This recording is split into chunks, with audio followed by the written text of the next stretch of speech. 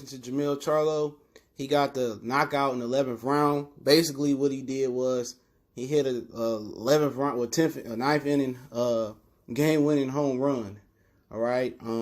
He was getting outboxed the entire fight, but I had it a little bit closer than probably some people did. Going into that round, I think I had it 96, 93, but I kind of seen both of them slowing down, but I was noticing some mannerisms in both of them that, you know, whoever took the initiative or had more gas in the tank was going to win. And Charlo had more gas in the tank. I think people thought Charlo was getting tired because they said it, the announcers did, but Tony Harrison, he got problems going late in fights. And like I said, going down the stretch, the 9th, the 10th, the 11th, the 12th round of that last fight, I had Charlo winning it and making it a draw. But let's talk a little bit more about the fight. Goodfellas Sports TV. Make sure you hit that subscribe button, bell icon button, share the video.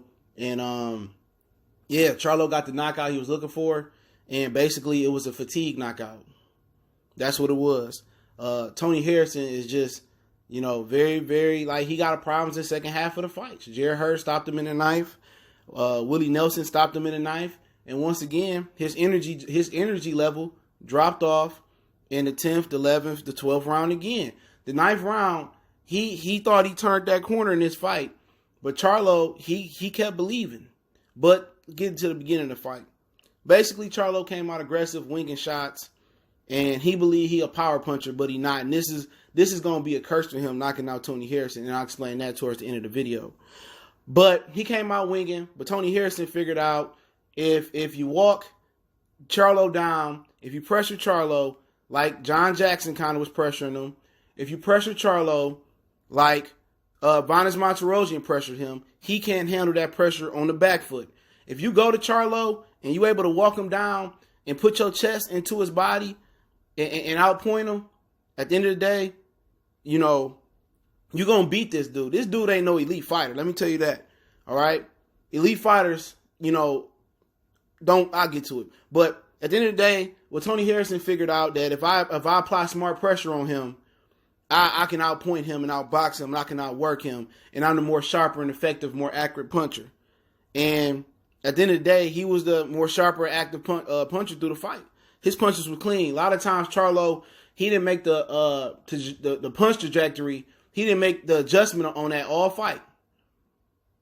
He didn't make that on there on the fight. He didn't loop his right hand like a Marciano looping right hand. He was kept throwing the same shots and they kept landing on the glove. Now in the second round, he got the same punch he got the knockdown with in the second round. It's the same punch that ended up dropping Tony Harrison to make it the knockout. And they exchanged hooks. Tony Harrison kept making the mistake of exchanging hooks with Tony Harrison. Even though Tony Harrison, that first hook that he hit, that he got dropped with, that Charlo dropped, his hook got there first, but he missed. And it was an arm punch. That's what it was. It was an arm punch, and Charlo sat down on his punch, and it got there. See, Tony Harrison hooked with a hooker. You can't hook with a hooker. Then again, he was able to recover. He was able to, you know, recover. Charlo the third round, let him recover, let him get his footwork back. Charlo should have kept applying smart pressure, but he didn't. And Tony Harrison was ranking it up, was banking in the rounds. He was pointing them, outpointing them. And then even the rounds Charlo was winning, you know, or close to winning, it was probably like 51-49. Tony Harrison was still at the end. But the 9th round is what it kind of started to turn. Even though I gave Tony Harrison the 9th round because that last little flurry he landed, the tide started to turn there. When he started posturing and dancing, you know, he was tired. You know, and all Charlo had to do was step it up with more than 2 punches. I told you guys, whoever threw more than 2 shots at a time was going to win this fight. And whoever went to the body, and Charlo, he wasn't going to the body early on, but when Tony Harrison started going to his body, he started going to Tony Harrison's body. So if he didn't go to Tony Harrison's body, this fight would have went 12 probably. And also, if Tony Harrison kept exchanging hooks with a hooker. He didn't have a superior, tighter, crisper hook tonight. But it was the same thing. Charlo got around here and there, and Tony Harrison just got tired. And when you get tired, you get mental lapses. And Charlo knew that his hook wasn't as more effective than his. Even if Tony Hook carried more power, Charlo's was technically better and fundamentally better, and that's what it boiled down to. Charlo had a strong chin. Charlo was in superior shape, and Tony Harrison, hook with a hooker. That's it. That's the two mistakes he made in the fight. He hooked with a hooker. We all can see Harrison Charlo hook was the more superior one. But I want to see them unified next. You know what I'm saying? I want to see Charlo and J-Rock unified next. Congratulations, Jermell Charlo. He's still a suck-ass nigga. I'm going to still say that. He's still a buster. But he not beating J-Rock. I bet anybody amount of money on that one. He won't beat J-Rock. He too one-dimensional. J-Rock will do him just like he did Jerry Hurt. As long as J-Rock get past his little jab, which it ain't that much, J-Rock is gonna get inside, and he gonna too much skill, too much grit. I feel whoever won this fight was gonna lose to J-Rock regardless. Just a bad stylistic matchup. As long as J-Rock come on with Jason Rosario, but Charlo is just terrible with Derrick James. At the end of the day, it's just kind of like the John Jackson fight. He was getting outpointed the whole John Jackson fight, and he just ran into somebody that had mental lapses. Tony Harrison had a mental lapse, exchanging hooks, didn't learn from his mistake in the second. John Jackson, he just had a mental lapse. He stopped punching. Charlo expiration date is coming once he fight an elite fighter. Okay, Tony Harrison was a good contender. He's a good contender. That's what it was. When he fought Vinance, he struggled. When he fought John Jackson, he struggled. You know what I'm saying? He did. He gonna be able to beat the contender guy. But when he step up to a guy like J-Rock, he gonna lose that fight every time. Austin Trout, he struggled a bit. They make he probably served doing the third fight with Tony Harrison. It probably served him right doing the third fight. But I want to see the unification fight. But both Charlos are far from elite. Both Charlos are far from elite.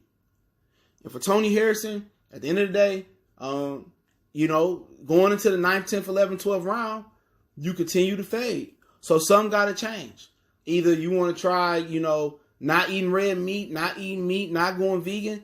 Something got to change mentally for you to get out that championship rounds coming down the stretch. Something has to change.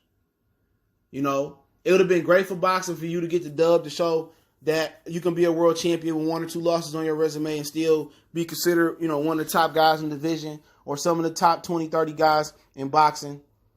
But at the end of the day, you backed your word up all the way to the 11th round. You got through the 9th, barely. I ain't going to say barely, but you stole the 9th, the 10th was, and then the 11th round. You know what I'm saying? You just couldn't get through it. He had more gas in the tank. And people saying he was getting tired. I was like, nah, Charlo ain't getting tired. And I seen in the 9th round, Charlo tried to step it up at the 9th round, knowing that Tony couldn't get over the hump. But that's what happened when you get tired. You got dudes that have you got mental lapses, and then you got fatigue lapses. Tony had both of them in the fight. He had mental, and he had mental in the second. He had a fatigue mental lapse in the 11th.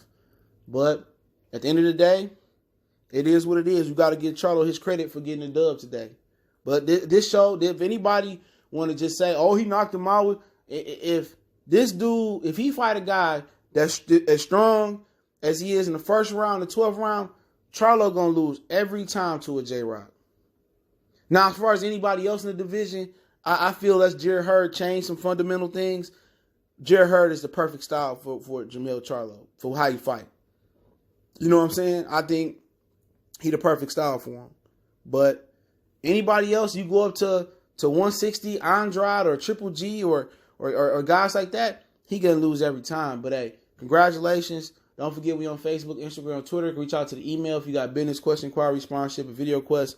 Want to make a donation, that link's in the description. Best way to donate is share the video. And at the end of the day, he got the dub today. You got to give him credit. He came from behind, scored a few knockdowns in the fight, and Tony Harrison got to get back to the drawing board. But I'm still riding with my dude from the D, no doubt about it. But hey, it is what it is. One time for the one time. Good for the Sports TV. Make sure you hit that subscribe button, bell icon button.